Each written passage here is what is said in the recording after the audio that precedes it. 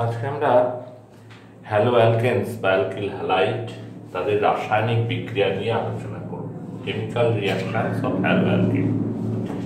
তো হ্যালো অ্যালকেনের যে রাসায়নিক বিক্রিয়া, এই বিক্রিয়াগুলোকে আমরা দেখো 5টা ভাগে ভাগ করতে পারি। প্রথমে লেখা আছে নিউক্লিওফিলিক সাবস্টিটিউশন রিঅ্যাকশন, নিউক্লিওফিলিক প্রতিস্থাপন বিক্রিয়া।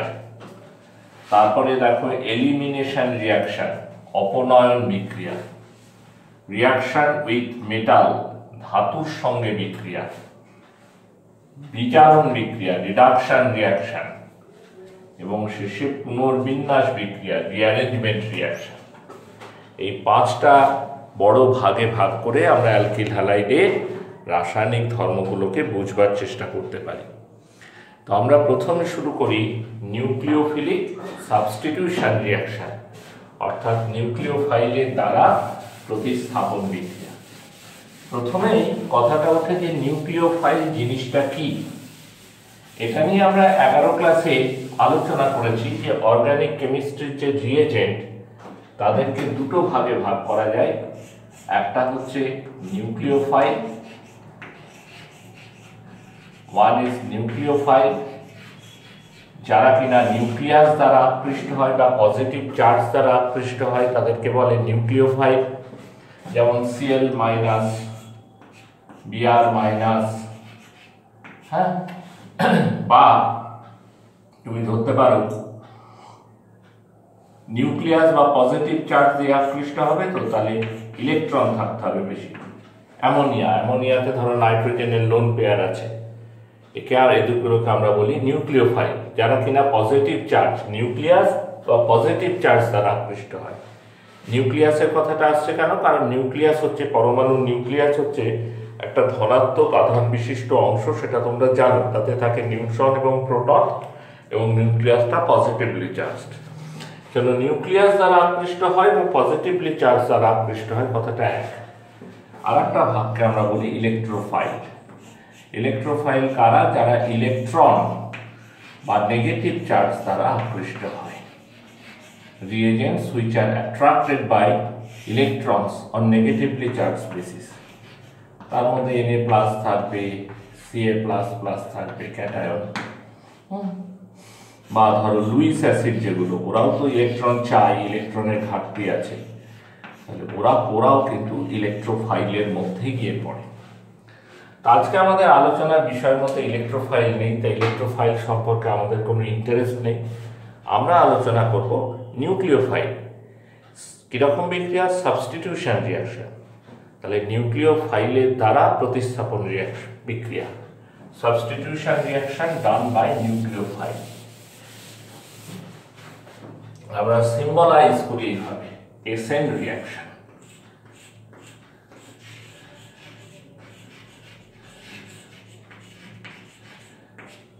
বলা হয় নিউক্লিওফিলিক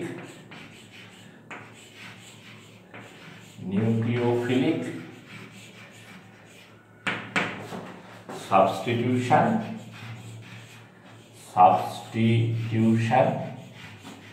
নিউক্লিওফিলিক সাবস্টিটিউশন রিঅ্যাকশন। হ্যাঁ, এটা তার সিম্বল। এখন এই এসএন রিঅ্যাকশনকে আমরা দুটো বড় ভাগে ভাগ করতে পারি, জানো। একটাকে আমরা বলি SN1 রিঅ্যাকশন, একটা এক যোগ করে দেওয়া। কাকে বলে? দুরকম কথা দেখতে পাবে বই। একটা দেখতে পাবে লেখা আছে ইউনিমলিকুলার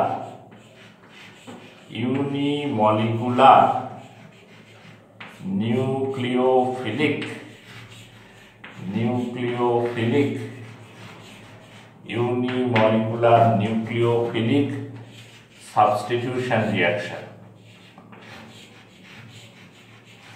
ইউনিমলিকুলার নিউক্লিওফিলিক সাবস্টিটিউশন রিঅ্যাকশন, বা এটাকেই বলা হয়, অন্যভাবেও লেখা থাকে দেখবে, নিউক্লিওফিলিক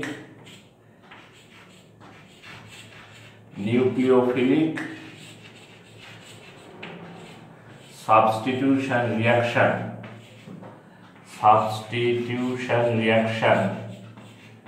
nucleophilic substitution reaction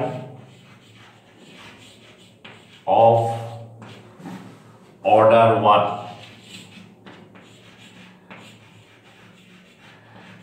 এভাবে বল, এই যে শব্দ দুটো ইউনিমলিকুলার বা অর্ডার, এগুলো একটু এক্সপ্লেনের দাবি রাখে।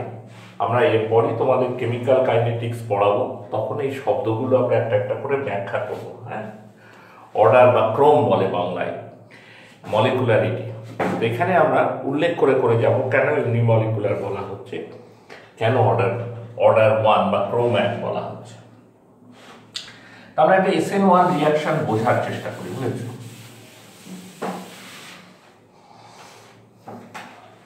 ধরো এইরকম একটা অ্যালকিল হ্যালাইড নেওয়া হয়েছে,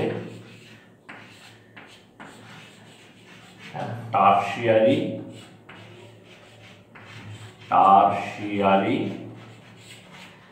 বিউটাইল ব্রোমাইড, এর সাথে KOH এর বিক্রিয়া ঘটানো হচ্ছে জলের মধ্যে।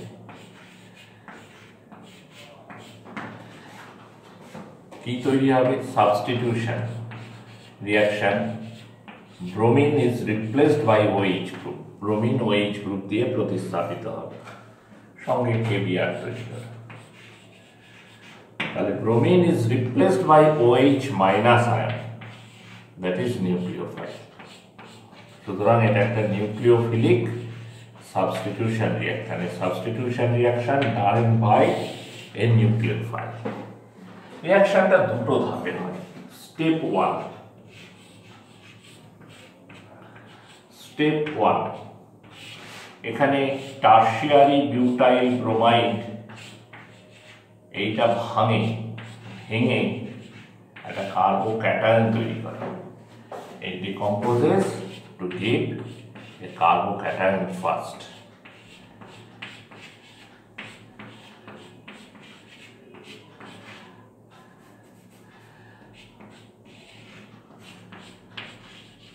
This is the first step. আর সেকেন্ড স্টেপে কি হয় জানো? স্টেপ 2 তে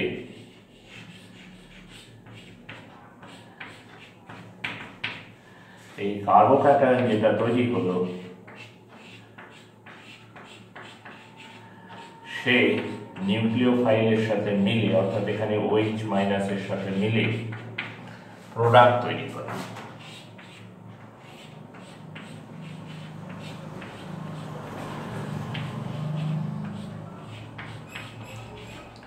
এখন এই যে দুটো ধাপ, এই দুটো ধাপের মধ্যে প্রথম ধাপটা হচ্ছে স্লো, ধীরে ধীরে হয়। দুটোর মধ্যে তুলনা করলে ফার্স্ট স্টেপটা হচ্ছে স্লো স্টেপ। এই স্টেপটাকে বিক্রিয়ার হার নির্ণয়কারী ধাপ বা রেট ডিটারমাইনিং স্টেপ বলা হয়। বিক্রিয়াটা তাড়াতাড়ি হবে না ধীরে ধীরে হবে সেটা নির্ভর করে এই বিক্রিয়ার হারের উপর। হার মানে কি? প্রতি একক সময়ে কতটা বিক্রিয়া হচ্ছে সেইটা, রিঅ্যাকশন অকার পার ইউনিট টাইম। এটা স্লো স্টেপ বলে এই স্টেপ দিয়ে বিক্রিয়ার হারটা মাপা হয়। আমরা সংক্ষেপে লিখি RDS, রেট ডিটারমাইনিং স্টেপ। পরের ধাপটা দ্রুত গতিতে হয়। এখন দেখো বিক্রিয়ার যেটা রেট ডিটারমাইনিং স্টেপ, সেই স্টেপে কিন্তু KOH বা OH মাইনাস আয়ন নাই। সেখানে কি আছে? কেবলমাত্র অ্যালকিল হ্যালাইডটাই আছে। অ্যালকিল হ্যালাইডের একটা অণু সেখানে অবস্থান করছে। রেট ডিটারমাইনিং স্টেপে অ্যালকিল হ্যালাইডের একটা মলিকুল পার্টিসিপেট করছে, তাই এটাকে ইউনিমলিকুলার SN1 রিঅ্যাকশন বলা, ইউনিমলিকুলার নিউক্লিওফিলিক সাবস্টিটিউশন রিঅ্যাকশন বলা হয়। এখন এই রিঅ্যাকশনের যদি তুমি রেট মাপতে চাও, রেট মানে কি? আমি বললাম রিঅ্যাকশন অকার পার ইউনিট টাইম, অর্থাৎ প্রতি একক সময়ে সংগঠিত বিক্রিয়া। এখন দুটো বিক্রিয়া আছে, দুটো ধাপে হয়েছে, দুটো ধাপের রেট আলাদা আলাদা। তাহলে বিক্রিয়ার রেটটা কি হবে? এখানে বলছেন বিজ্ঞানীরা যে এই দুটো ধাপের মধ্যে যে ধাপটা আস্তে আস্তে হয়, স্লো, ধীরে ধীরে হয়, সেই ধাপটা রেট মাপ, সেটাই ওভারঅল রিঅ্যাকশন রেট। এই সম্পর্কে তোমরা কেমিক্যাল কাইনেটিক্সে পড়বে, রাসায়নিক গতিবিদ্যা তোমাদের পড়তে হবে, সেখানে অর্ডার, স্লো স্টেপ, মলিকুলারিটি জানতে হবে। আমি এই অ্যালকিল হ্যালাইড পড়ানোর পরেই সেই চ্যাপ্টার ধরবো তোমাদের। তা এই দুটো ধাপের মধ্যে আমি আগেই উল্লেখ করেছি যে এটা হচ্ছে স্লো স্টেপ এবং সেখানে একটাই মাত্র অ্যালকিল হ্যালাইডের অণু পার্টিসিপেট করছে, তা এটা হচ্ছে ইউনিমলিকুলার রিয়াকশন। এই রিয়াকশনের রেট মেপে দেখা গেছে যে সেটা অ্যালকিল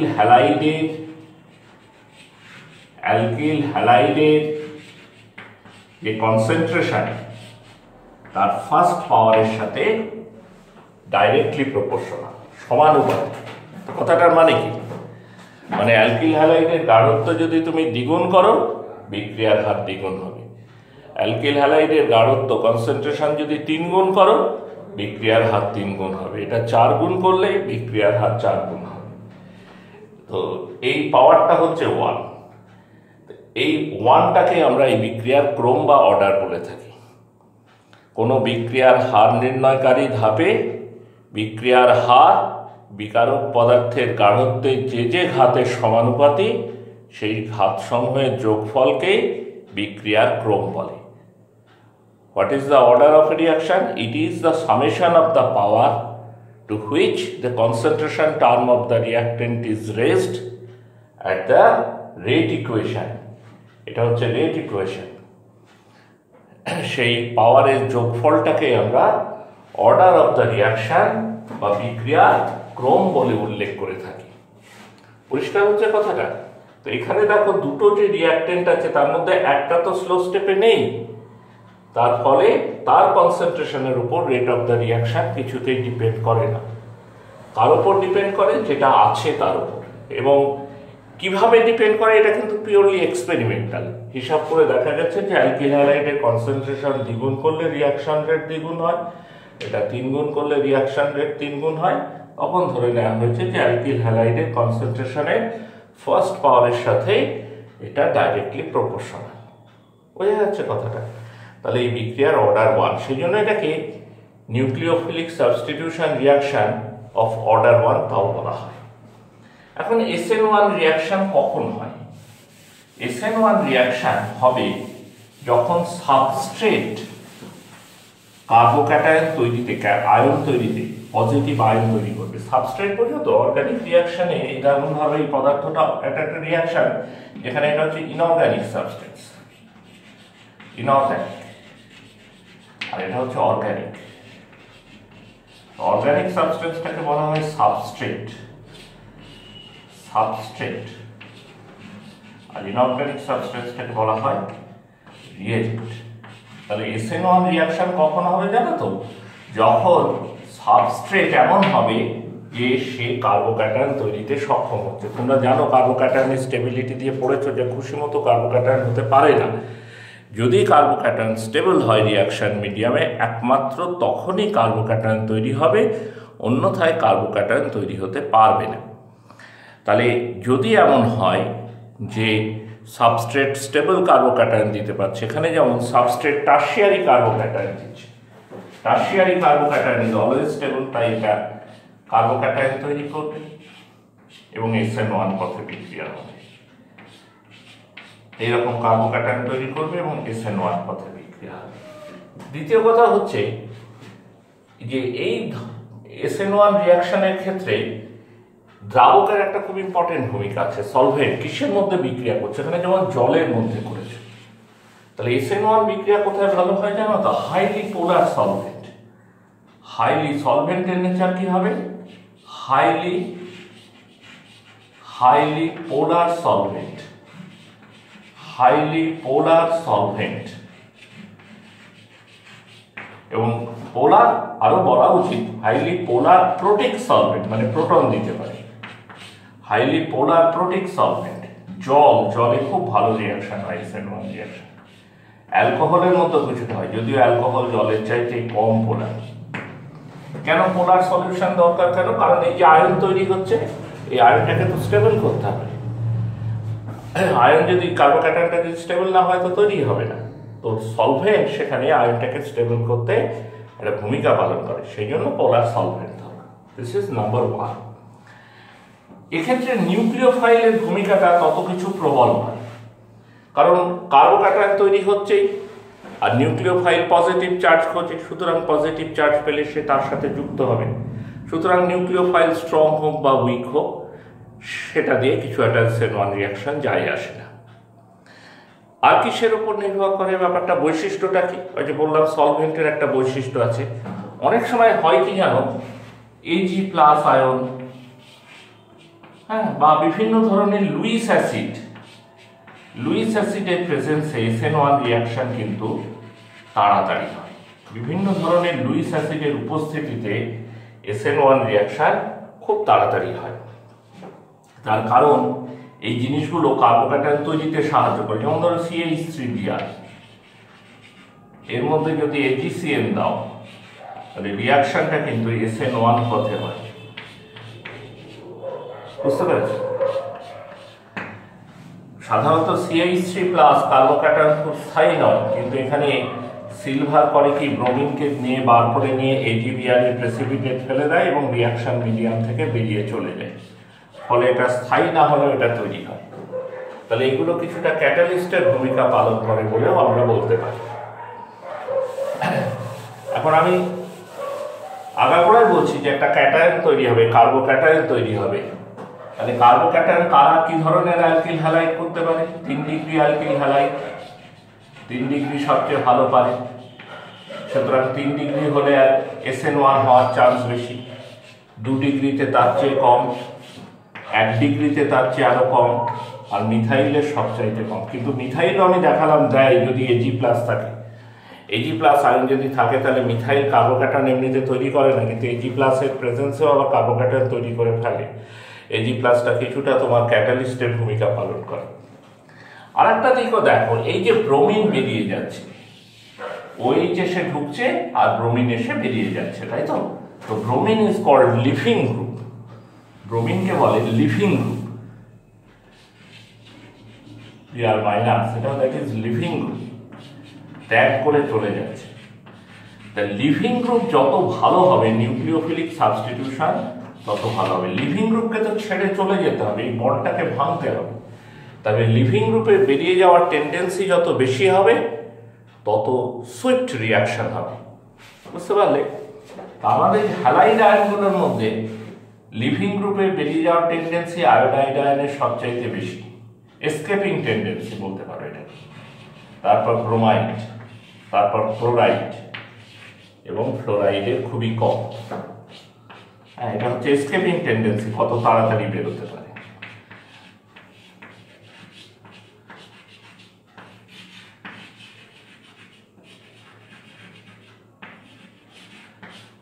ঠিক আছে?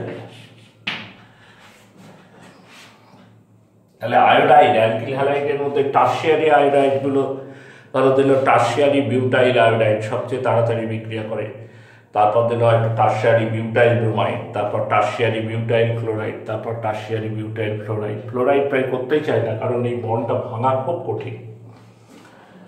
আবার দেখো কার্বোক্যাটায়ন তৈরি হয়, তাই না?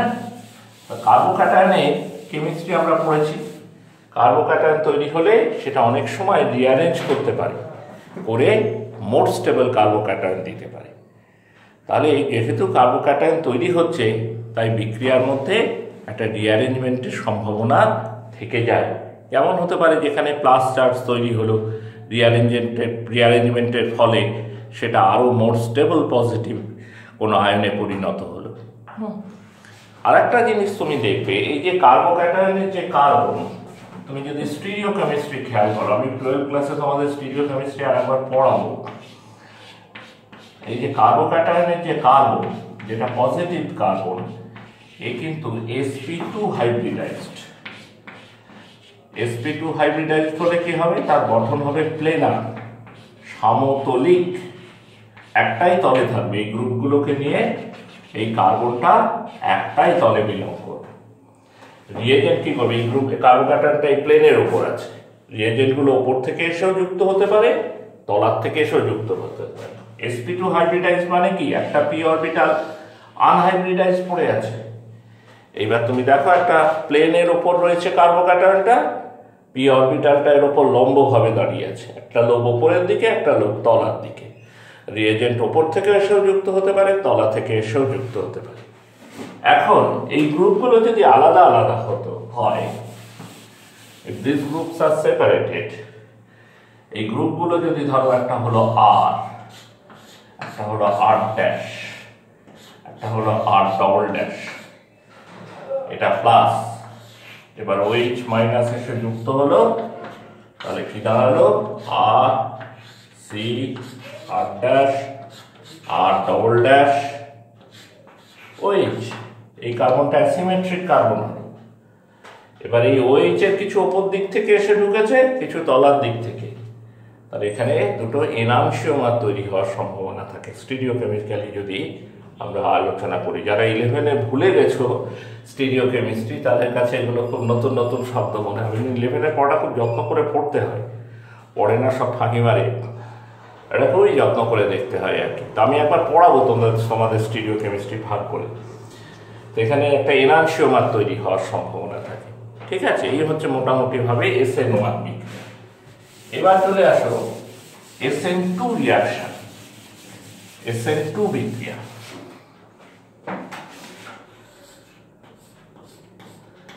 SN2 রিয়াকশন,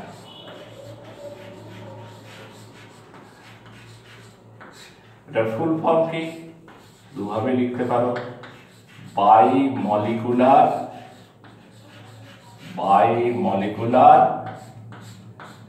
নিউক্লিওফিলিক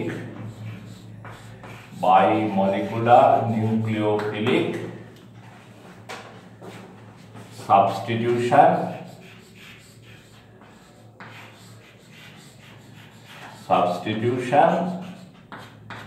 রিয়াকশন, বা এটাকে বলা হয় নিউক্লিওফিলিক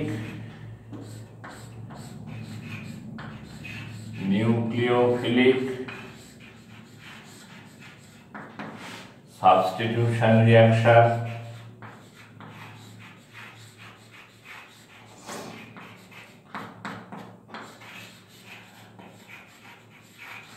of order 2।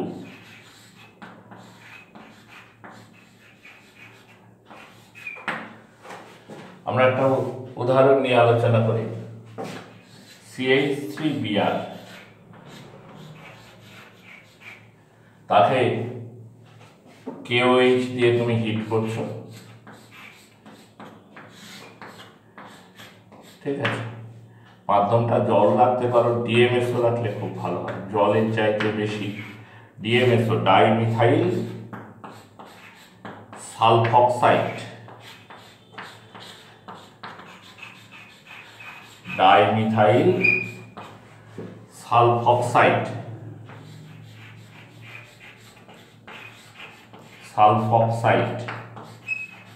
সংকেত কি CH3 H double bond O। এটা হচ্ছে একটা পোলার অ্যাপ্রোটিক সলভেন্ট, অর্থাৎ এটার পোলারিটি আছে, ডাইপোল মোমেন্ট আছে, কিন্তু এর প্রোটন দেয় না। পোলার প্রোটিক মানে পোলারিটিও আছে, প্রোটনও দিতে পারে, আর পোলার অ্যাপ্রোটিক মানে পোলারিটি আছে, ডাইপোল মোমেন্ট আছে, কিন্তু প্রোটন দিতে পারে না। তা দিলে কি হবে CH3OH প্লাস KBr। এই বিক্রিয়াটা কিন্তু আগের বিক্রিয়ার মতো হয় না। কেন হয় না? তার কারণ মিথাইল ব্রোমাইড স্টেবল কার্বোক্যাটায়ন দিতে পারে না। মিথাইল ব্রোমাইড যে ভেঙে এরকম করবে CH3 প্লাস আর Br মাইনাস, এই রাস্তায় ও যেতে পারে না, কারণ এটা খুবই আনস্টেবল, অস্থায়ী, ঠিক আছে কিনা। তাহলে বিক্রিয়াটা কিভাবে হয় দেখো। বিক্রিয়াটা সিঙ্গেল স্টেপ রিয়াকশন, আগেরটা যেমন 2 স্টেপ প্রসেস, এটা কিন্তু তা না, সিঙ্গেল স্টেপ প্রসেস। একটা ধাপে OH মাইনাস এসে ঢুকবে, নিউক্লিওফাইল এসে ঢুকবে এবং Br মাইনাস বেরিয়ে যাবে, একটা ধাপেই এটা ঘটে। ধরো তো এই গ্রুপটা ধরো সামনের দিকে আছে, হ্যাঁ, হাইড্রোজেন,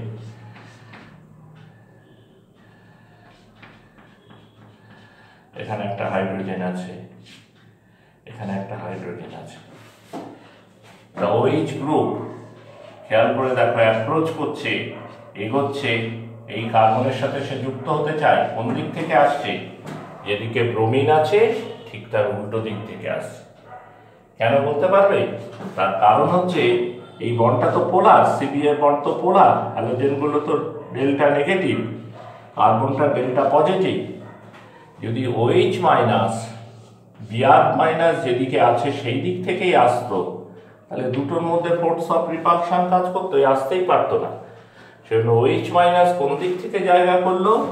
উল্টো দিক থেকে। কার উল্টো দিক? যেদিকে ব্রোমিন আছে, অর্থাৎ কিনা যেদিকে লিভিং গ্রুপ আছে তার উল্টো দিক থেকে সে অ্যাপ্রোচ করলো। সে যত এগোচ্ছে তত Br কিন্তু এই ইলেকট্রনগুলো আস্তে আস্তে Br এর দিকে শিফট হচ্ছে, এই বন্ডিং ইলেকট্রন পেয়ার। এরকম একটা অবস্থা তৈরি হয়, এরকম একটা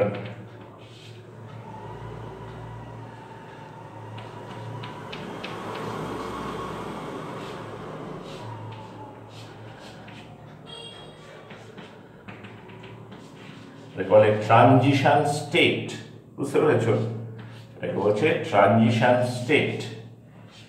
এখানে দুটো ডটেড লাইন আছে, দুটো ডটেড লাইনের মানে কিন্তু সম্পূর্ণ বিপরীত। এখানে OH কার্বনের সাথে বন্ড তৈরি করতে যাচ্ছে, আর এখানে Br বন্ডটা ভেঙে বেরিয়ে যেতে চাইছে। তাহলে এই বন্ডটা ভাঙবে, এই বন্ডটা তৈরি হয়। এইটার সাথে এটা গুলিয়ে ফেলো না, এই হাইড্রোজেনটা ব্যাক সাইডে আছে সেটা দেখানো হচ্ছে। এরা যে তলে আছে তার সামনের দিকে এই হাইড্রোজেন আর পিছনের দিকে এই হাইড্রোজেন, আর ডটেড লাইন মানে হচ্ছে এই বন্ডটা তৈরি হচ্ছে, এটা বেরিয়ে যাচ্ছে এবং আলটিমেটলি ব্রোমিন বেরিয়ে যায়, OH মাইনাস যুক্ত হয়। ঠিক আছে?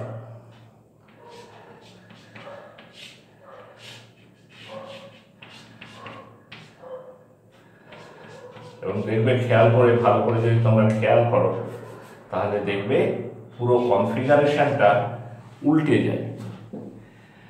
তোমরা, আমার জানি না এখন তোমরা সব সাইকেল চালাও, হয়তো বর্ষাকালে দেখবে ছাতা হাতে আমরা চালাই, অনেক সময় বৃষ্টির মধ্যে হাওয়া দিলে সাইকেল ছাতা যেমন একদম উল্টে যায়, ছাতাটা কিরকম থাকে এইরকম করে মাথা ঢেকে থাকে, আর যখন উল্টে গেল তখন এরকম চেহারা হয়ে যায়, তাই না? ছাতা এরকম ভাবে থাকে, দেখো এই ছাতা ডান্ডি আর ছাতা এরকম ভাবে তোমাকে প্রোটেক্ট করছে, আর সেইটা উল্টে, ছাতা উল্টে গেল এরকম। তো কনফিগারেশনটা তাই হয়, যেরকম থাকে ঠিক তার উল্টো দিকে হয়ে যায় কনফিগারেশন। এটাকে বলে ইনভার্সন অফ কনফিগারেশন ঘটে, অর্থাৎ উল্টে যাওয়া। এই ইনভার্সনটা একটা নাম আছে, Walden inversion. Walden inversion, Walden inversion, কনফিগারেশনের ইনভার্সন ঘটে, অর্থাৎ কনফিগারেশনটা উল্টে যায়। অ্যালকোহলের কনফিগারেশন অ্যালকিল হ্যালাইডের কনফিগারেশনের ঠিক উল্টো দিকে হয়। SN1 বিক্রিয়ার ক্ষেত্রে যেমন এনানসিওমার তৈরি হওয়ার চান্স থাকে, SN2 বিক্রিয়ার ক্ষেত্রে কিন্তু কনফিগারেশনটা উল্টো যায়, উল্টো দিকে চলে যায়, ইনভার্সন হয়। আগের খেয়াল করেছে রিয়েজেন্টটা, SN1 বিক্রিয়া হচ্ছিল কিসের মধ্যে? জলের মধ্যে, অ্যালকোহলের মধ্যে, অর্থাৎ পোলার প্রোটিক সলভেন্ট। আর এখানে আমরা করছি কিসে? DMSOর মধ্যে, পোলার অ্যাপ্রোটিক সলভেন্ট, যারা কিনা প্রোটন দিতে পারে না। তাহলে SN2 বিক্রিয়া ভালো হয় পোলার অ্যাপ্রোটিক সলভেন্টে, SN1 বিক্রিয়া ভালো হয় পোলার প্রোটিক সলভেন্ট, এগুলো একটু মনে রেখো। আর SN2 বিক্রিয়ার ক্ষেত্রে নিউক্লিওফাইলের একটা বিরাট ভূমিকা আছে। SN1 নেই, SN1 আগে কার্বোক্যাটায়ন তৈরি হলো, তারপর নিউক্লিওফাইল এসে যুক্ত হলো। এবার নিউক্লিওফাইল সে তো পজিটিভ চার্জ খোঁজে, সব সময় পজিটিভের সাথে যুক্ত হয়, তো একটা কার্বোক্যাটায়ন পেয়ে গেছে, নিউক্লিওফাইল নিজে উইক হোক স্ট্রং হোক তার যুক্ত হতে অসুবিধা নেই।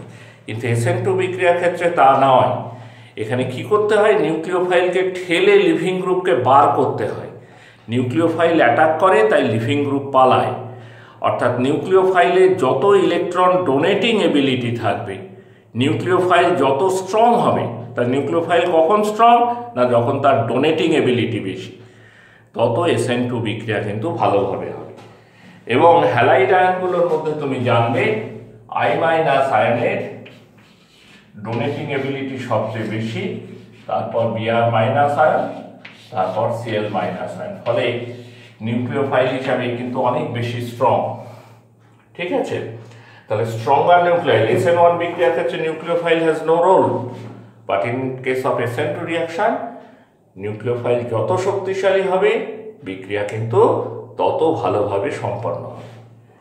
SN1 এর ক্ষেত্রে আমরা দেখেছি যে কার্বোক্যাটায়ন তৈরি করতে পারে যারা, তারা তাড়াতাড়ি বিক্রিয়া দেয়। তাই SN1 এর ক্ষেত্রে আমরা বিক্রিয়া রেট লিখেছিলাম এরকম যে 3 ডিগ্রি তাড়াতাড়ি বিক্রিয়া করবে, তারপর 2 ডিগ্রি, তারপর 1 ডিগ্রি, তারপর মিথাইল। SN2 তে ঠিক একদম রিভার্স হয়ে যাবে, মিথাইল হ্যালাইড তাড়াতাড়ি বিক্রিয়া করবে, তারপর 1 ডিগ্রি, তারপর 2 ডিগ্রি, তারপর 3 ডিগ্রি। এর আরো একটা কারণ আছে, একটা তো কার্বোক্যাটায়ন তৈরি করতে পারে না, আর একটা কারণ হচ্ছে স্টেরিক হিন্ড্রেন্স। স্টেরিক হিন্ড্রেন্স, স্থানাভাব। তোমরা জানো, আমি এক্ষুনি আলোচনা করলাম হিন্ড্রেন্স, যে নিউক্লিওফাইল গুলো ব্যাক সাইডে অ্যাটাক করে। এই যে নিউক্লিওফাইল, সে পিছন থেকে এসে অ্যাটাক করছে, সাবস্ট্রেটকে সে পিছন দিক থেকে অ্যাটাক করছে। এবার এই গ্রুপগুলো যদি ছোট হয়, সে হাইড্রোজেনের চাইতে আর ছোট কিছু নেই, যেখানে একটা লিভিং গ্রুপ আছে, তাহলে OH সহজে ঢুকতে পারে। কিন্তু যদি ওই গ্রুপগুলো বড় হয় তাহলে তারা তো OH কে ঢুকতে দিতে চাইবে না, স্পেসের একটা প্রবলেম হয়ে যাবে। হ্যাঁ, সেই জন্য মিথাইল গ্রুপ তাড়াতাড়ি বিক্রিয়া দেয়, কারণ it suffers from least steric effect আমরা বলি।